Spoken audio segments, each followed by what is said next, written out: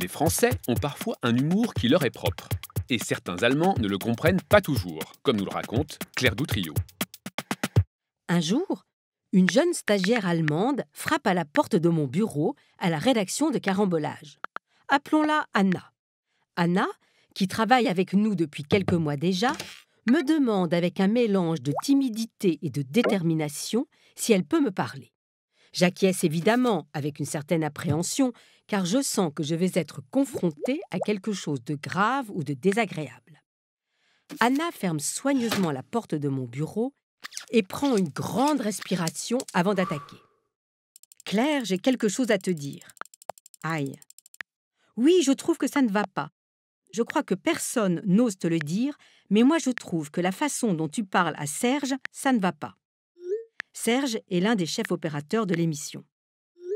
Anna est lancée.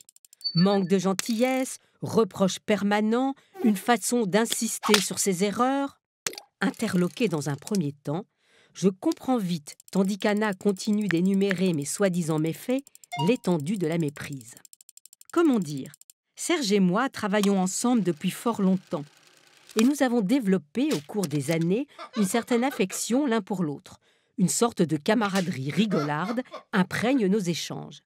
Mais une forme de pudeur nous interdit toute espèce de déclaration directe qui consisterait à dire « Ah, Serge, j'aime bien travailler avec toi », voire « Ah, Serge, je t'aime bien, tu sais ».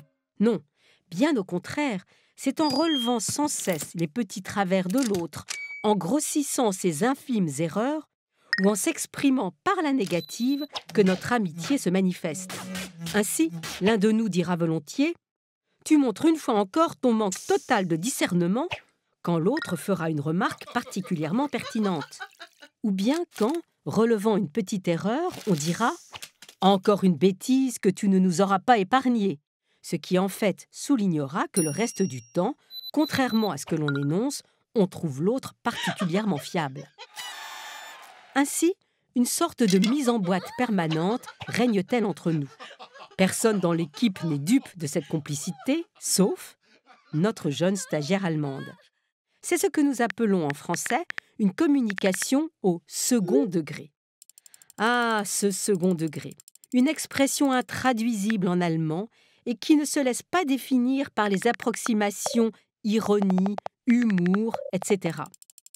De quelqu'un qui n'a pas d'humour, on dit en français qu'il prend tout au premier degré, au pied de la lettre. Le second degré, c'est à prendre avec un certain recul, c'est un mode de communication un peu subtil qui annonce un mal pour un bien et qui est extrêmement présent dans les échanges entre Français, encore faut-il que les personnes qui le pratiquent soient sur la même longueur d'onde. Aussi, ces échanges sont-ils parfois difficilement lisibles pour les étrangers, comme ils l'ont été pour Anna.